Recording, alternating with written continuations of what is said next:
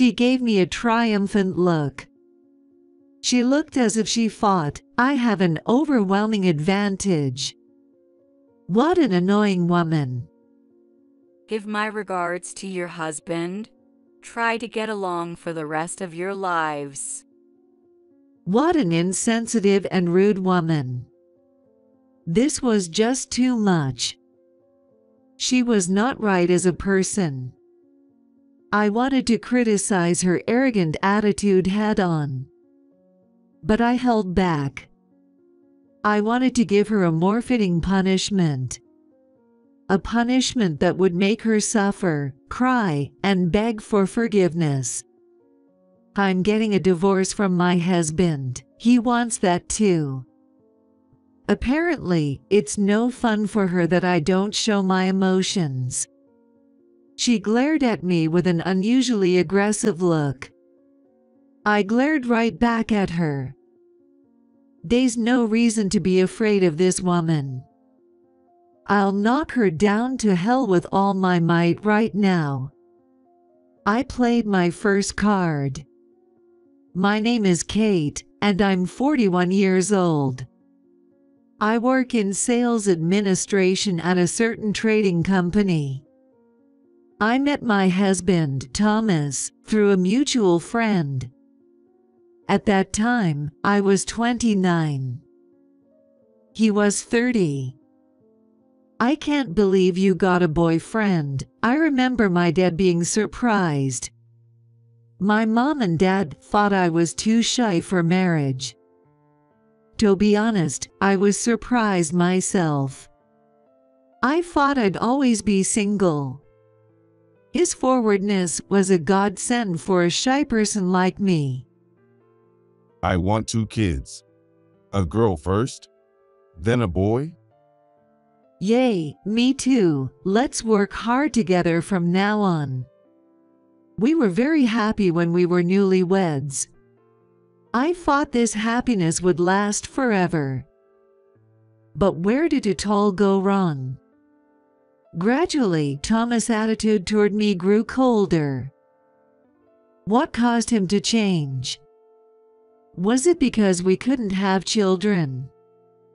We both had fertility tests and found no issues. We tried to time it right, watch our diet, and did everything we could. Unfortunately, years passed and we still couldn't conceive. I wonder why. Even the clinic doctor was puzzled. I suggested trying artificial insemination to Thomas. But he said, Let's just leave it to nature. No need to force it. What's gotten into you? Don't you want kids anymore? I didn't say that. I just said I want to leave it to nature. Thinking back, his attitude towards me had already changed by then. He became extremely cold, and his words grew harsh. No matter how hard I tried to mend our relationship, he remained indifferent. No matter how much I tried, he never responded as cheerily as before. Hey, why don't we go on a trip next holiday? Remember, the resort hotel we stayed at a few years ago? No, I can't. I have plans for the next break. Didn't I tell you? I have a business trip to another state. Oh, really? I didn't hear that, sorry. He wouldn't even consider a trip or a meal out. It feels like he's lost interest in me a long time ago, was the impression I got. Soon, he started using only words like shower and dinner in front of me. It was like we were an old married couple. There was no conversation at all, and I became mostly silent too. Maybe something will change if we just had a child, I once thought, and took some action myself. For someone as reserved as me, initiating intimacy was a huge step. But the worst response came back. He snickered and mocked me even though he knew I was asking him to bed. Sorry, I'm tired from work. I don't have the energy to deal with this. Well, if that's the case, I won't force you. I can't forget the humiliation I felt when he refused. I was so scared and embarrassed to ask him to the bed since then. In cases where one spouse unilaterally refuses intimacy without any particular reason, divorce may be granted. I wanted to know why he was rejecting me and asked him directly. Hey, don't you want kids anymore? Have you given up? What are you talking about all of a sudden? I haven't thought that. Then why are you so cold to me? Don't you see it's contradictory? Hey, cut it out. You're being desperate and it's annoying. He clicked his tongue and turned his back on me. Eventually, he stopped interacting with me altogether. When he was home, he'd just look at his smartphone or watch TV, never trying to talk. He wouldn't even make eye contact with me.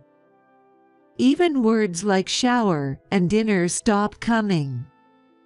When I called out, he ignored me, so I gradually stopped speaking to him too. My sighs became more frequent, and my loneliness just kept growing. What's the reason? I wondered, but I couldn't figure it out. He was having an affair. I found out about it around the 8th fall of our marriage. How did I know? Because I happened to see his smartphone. Usually, he took it with him even to the shower, but that day, he accidentally left it in the living room. There was an incoming call on it. The caller's name was Rachel. As far as I knew, there was no one by that name among his relatives or friends. Maybe someone from work, but it seemed too casual for such an important contact. Curious, I asked him straight after he got out of his shower. There was a call from someone named Rachel. Who is that? It's nobody. It's not nobody if you've saved the number, right? It's none of your business. Don't make a fuss. I'm tired. I fought. There it is again, I muttered to myself. He thinks if he says he's tired, I'll back down. It seemed he felt uncomfortable being pressed about this Rachel. That must mean she's his affair partner. It was as good as admitting it. I was incredibly upset, and I couldn't sleep well that night.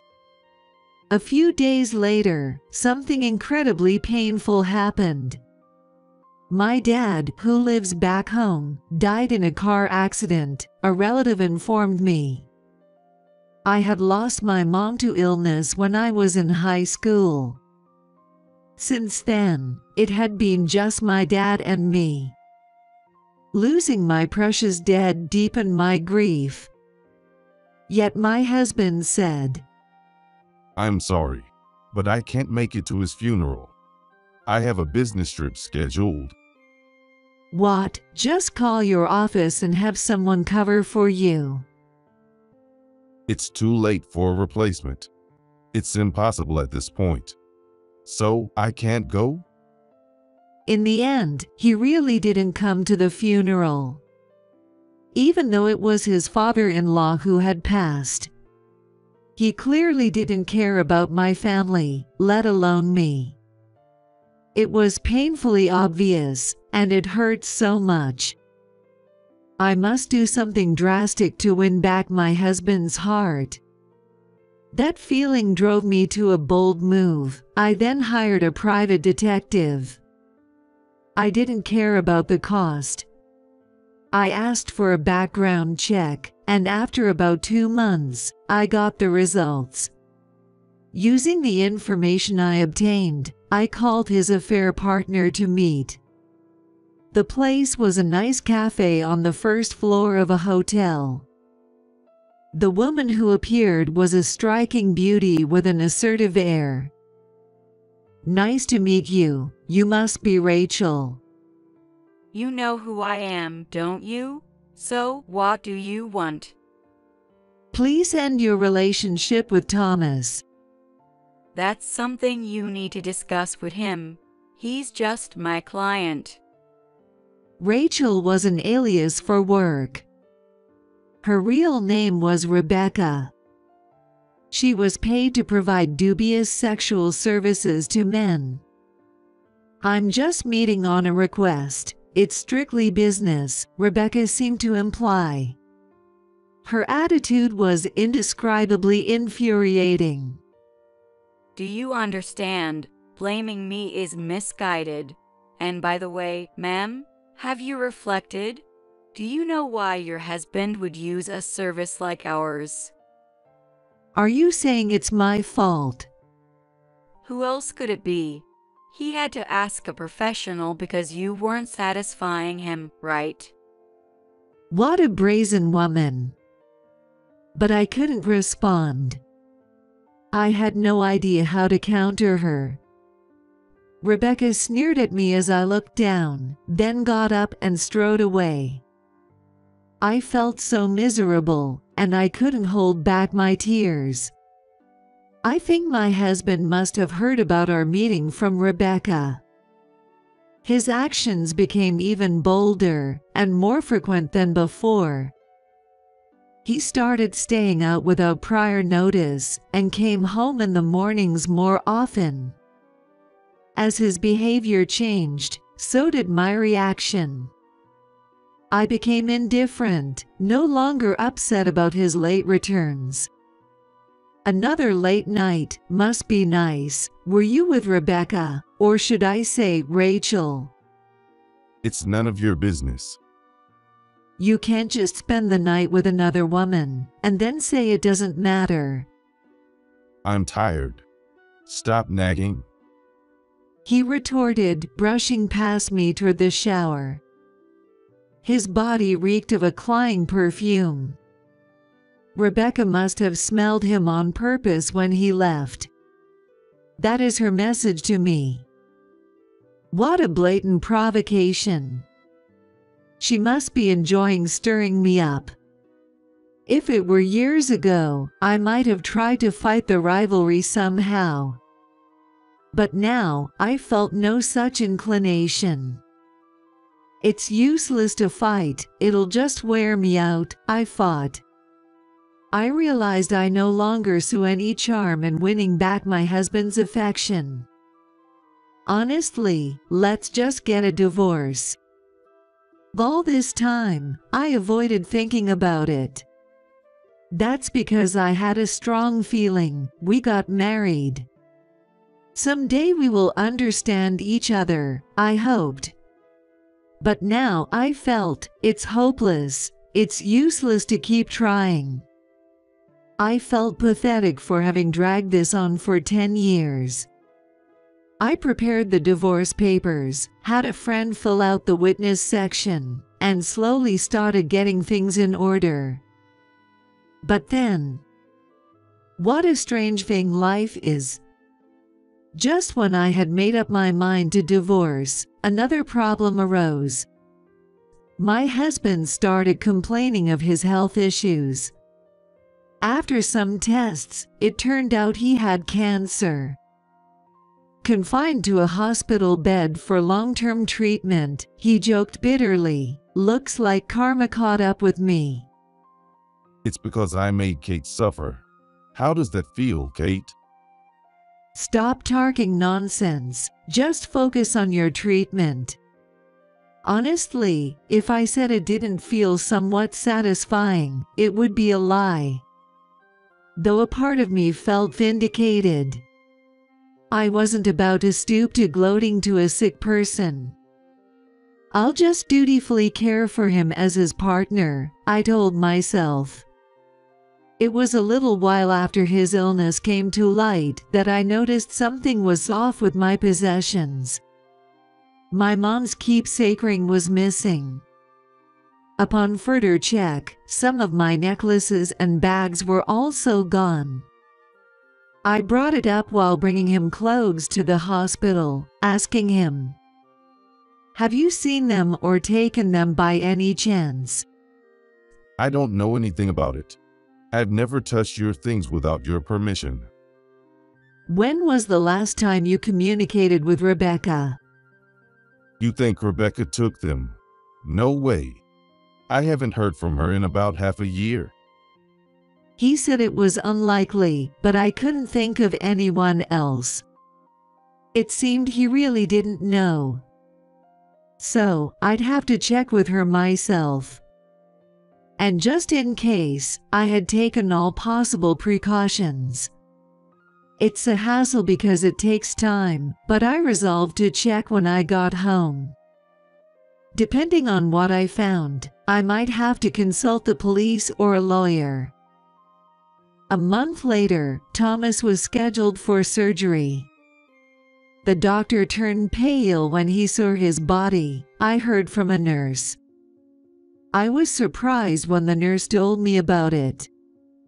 I hadn't seen my husband undressed for a long time, so I didn't notice it at all. I never thought his body would end up like this. I heard the detailed story from the nurse and took notes. I called Rebecca the next day. The place was a different cafe from last time. It was bigger and more crowded. Rebecca arrived with the same confidence as before. She had a defiant attitude. Her face said, "I've done nothing wrong." What brings you here today? I'd prefer if we could keep this brief. That depends on you. By the way, did you already know Thomas has cancer? Yes, I heard from him. He said he was feeling unwell and hadn't contacted me for a while. Then suddenly he tells me this. I was shocked. I see. His surgery was successful, so I thought I'd let you know. Good for him, Rebecca laughed, seemingly indifferent. That makes sense. To her, Thomas is just another client. Even if they seemed close, it was probably just superficial. Not getting too emotionally involved with clients is Rebecca's work stance, I suppose. She seemed to be getting a bit mischievous. Rebecca looked up at me with a teasing glance. Hey, why don't you sleep with your husband one more time before he passes away? You know, humans try to leave descendants at their last moment. Please stop. That's very insensitive to say. But it's true, right? You've been through a lot because you couldn't have kids. Why not take a last chance? You might get lucky. Rebecca laughed out loud. For the first time, I felt a clear hostility towards her. I'm going to make her regret this, I thought strongly. Can we get to the point, Rebecca? You were having more than a professional relationship with Thomas, weren't you? Basically, you were having an affair, right? Not at all. It was strictly business. Really? I think a lawyer will contact you. That would be a waste. I've dealt with similar situations before. It's really annoying. It's strictly business. Rebecca was smiling, but I noticed something different. The smile she had just a moment ago was gone. There was a slight stiffness. She was definitely lying. It was clearly a forced smile. You're lying, aren't you? If you get a call from a lawyer, aren't you in trouble? Not at all. You're being persistent. Don't people tell you that you're troublesome? Such an irritating woman. She seems to think she's overwhelmingly superior. But I can tell now. This confident attitude is just a facade. The real Rebecca is wrapped up in things she wouldn't want people to know about. You might still have a chance if you admit to the affair with Thomas and apologize me now. That's the least damaging path for you. Don't act like you know everything. You're a failed wife who can't satisfy her husband. I hate it when flawed women like you act all high and mighty. If that's how you feel, I have no choice. I'll let your husband, James, know everything. Why bring James into this? Yes, Rebecca is married. She had hidden the fact that she was married from Thomas. And she must have thought I only knew what Thomas told me. However, I had hired a detective agency to investigate Rebecca and my husband's relationship and, of course, Rebecca's background. She was indeed married. She has been married to James for 5 years. As soon as her marriage was mentioned, Rebecca lost her composure. Her breathing became erratic. "What's wrong? Your breathing is rough. Why don't you calm down?" That's problem. A lawyer would be problematic. My husband doesn't know anything about my job. Please don't tell him. He's not involved. It's a problem between you, me, and Thomas, right? Are you serious? Do you think I'm just going to say okay? Don't underestimate me. I'm not that naive. Our roles had reversed.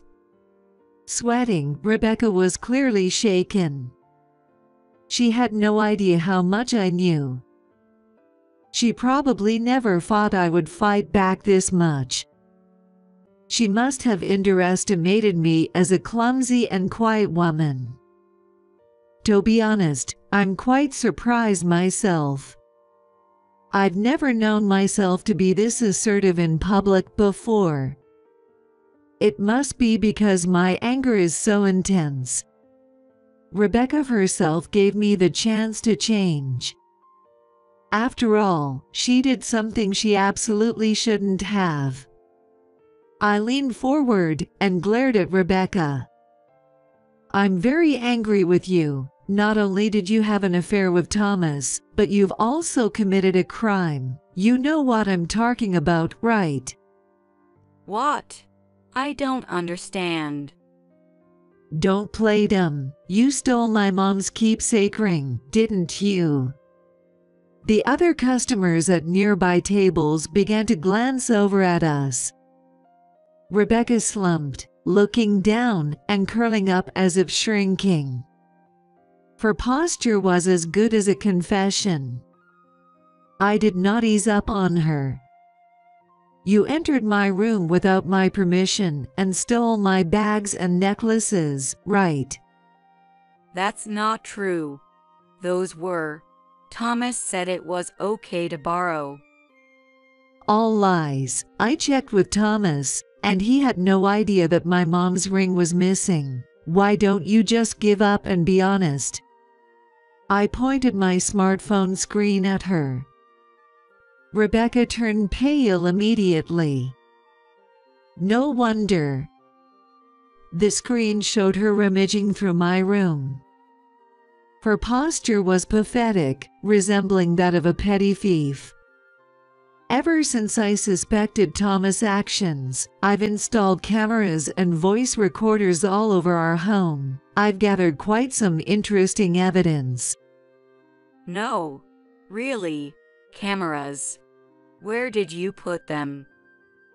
All over the house, including our bedroom. Unfortunately for you, they also captured you and Thomas doing something in our bedroom.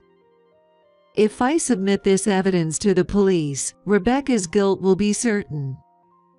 She would likely face a fine for theft.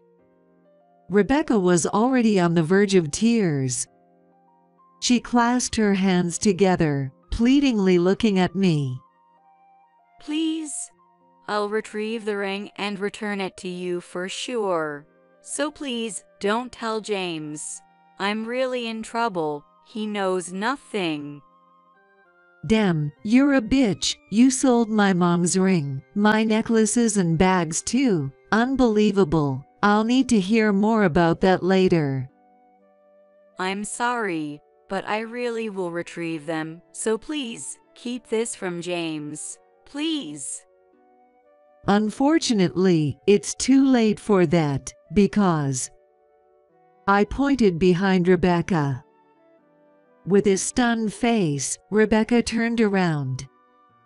Unbeknownst to her, sitting at the table behind us was her husband, James. Rebecca gasped. Why in dismay?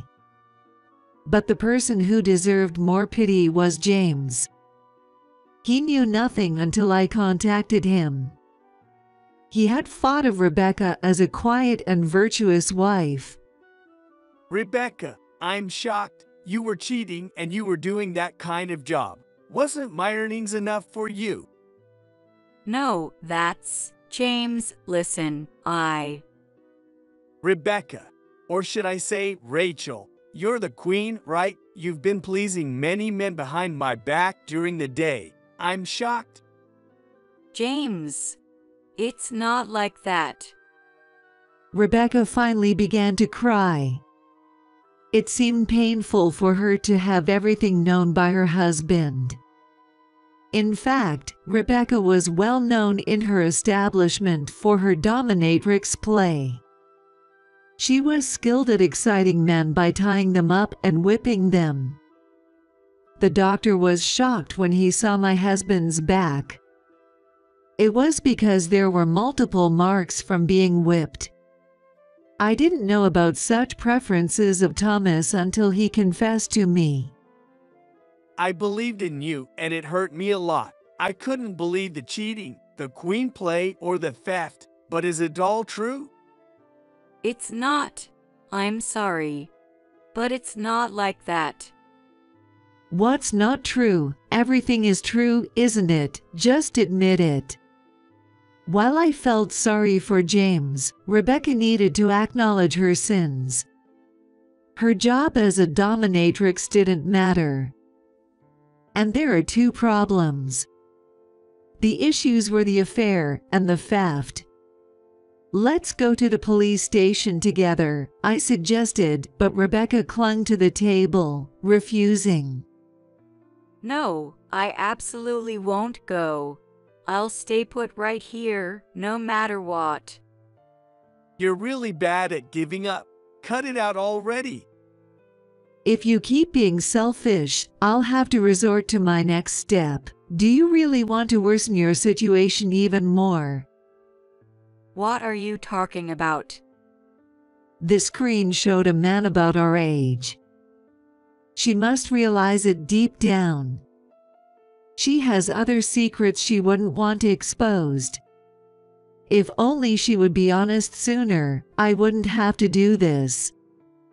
I pointed my smartphone screen at Rebecca again. Hey, Rebecca, I heard it. What's this about? You were married. Damn it. Mark? No way. How do you know about Mark? His name is Mark. He was another of Rebecca's lovers. He had a relationship with her before Thomas and was discarded earlier. And it wasn't just a simple breakup. He had been treated harshly by Rebecca. Sorry, but I'm thorough. I've investigated everything. I found out you borrowed a large sum of money from Mark and ran off. You borrowed money and ran away? Rebecca, you did that too? Rebecca, you better pay back the $25,000 I lent you. I'm sorry. I'm so sorry. Rebecca wasn't just any dominatrix. She was a dominatrix with extravagant spending habits. She would form personal and intimate relationships with her clients to extract money from them. If not that, she'd steal valuable items. and then she'd turn those items into cash. My mom's keepsake ring had been stolen while Thomas was in the shower. I figured it out by cross-referencing footage from different cameras at the same time. There's no mistake. When I explained this, Rebecca probably thought there was nothing more she could do and began to cry. I'm truly sorry. I really apologize. I'm sorry isn't enough, is it? I'm going to call the police now. Please do not that. I'll do anything.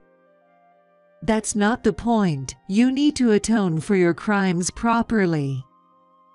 There might be even more to Rebecca's crimes. I can say for sure there aren't other men who were victimized by her before Mark, I said, and James sighed heavily. I can't take this anymore, his expression said. Let's get a divorce, Rebecca. I can't do this with you anymore.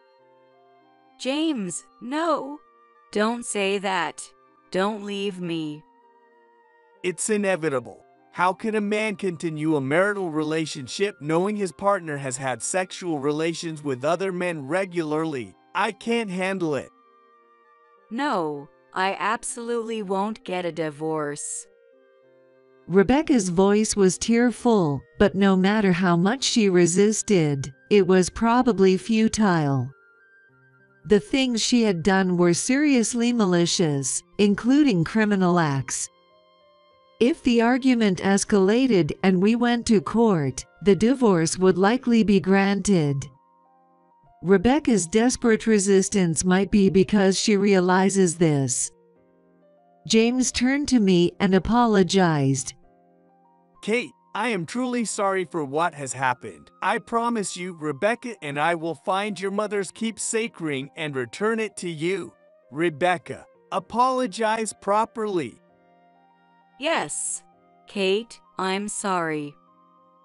All right, please make sure to return the ring and pay Mark back. Also, go to the police station on your own and explain everything properly. Rebecca slumped over the table and started crying. The other customers and staff at the cafe looked over, wondering what was happening. It was a pitiful sight, but honestly, I thought it served her right. She had caused too much suffering to those around her. This level of hardship was only fair. Afterward, James promised Mark that he would definitely repay the money. Thus, our discussion, disrupted by Rebecca's actions, came to a temporary close. A few days after our exchange at the cafe, I received a message from James. He had managed to buy back the ring from the buyer and would send it to me later. I was grateful for his prompt response. My mom would have been pleased too. Rebecca and I are officially divorced. She put up quite a fight, but after appearing at the police station, she quieted down. She probably didn't want to cause any more trouble. Where is she now? At the police station? No, she was fine and is probably back in her hometown now. It's a small rural town. She came to the downtown area because she hated her local area, but she's going back to her hometown, which she hated. James ended up paying Mark's debt in place of Rebecca. Now, Rebecca is slowly repaying James. She has taken a part-time job at a local supermarket. It's unclear when she will finish paying off her debts. I hope she manages to pull through. James also shared more about Rebecca. When they divorced, he refused to split any property with her. She cheated, accrued debt, played the role of a dominatrix. I honestly didn't want to share any property with someone who did all that behind my back. So, you refuse the division of property. Normally in a divorce, the property acquired during the marriage is split equally between both parties, right? Yes, she insisted on half, so it ended up going to court. Unfortunately, James's argument was rejected. Regardless of the reasons, property division cannot be refused, was the verdict. However, Rebecca is guilty of cheating and theft. Those facts about her never go away. Ultimately, she was ordered to pay James compensation in the form of alimony and damages. As a result, the property left to Rebecca was significantly reduced. She was reportedly furious and distraught, crying, "This is unbelievable." But it was simply karma. She should just work hard and repay the remaining debt to James as soon as possible, I thought.